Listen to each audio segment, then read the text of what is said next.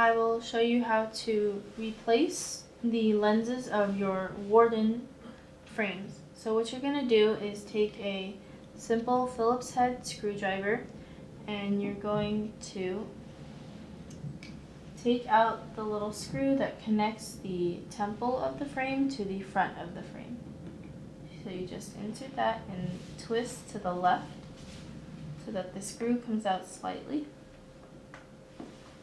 Now what you're going to do is just pop out the lens. It should just pop right out, like so.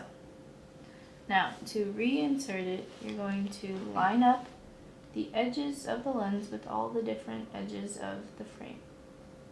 And make sure that the lens is in the frames fully.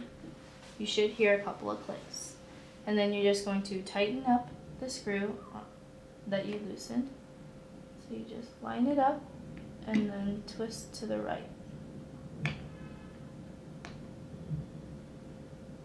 And that's it.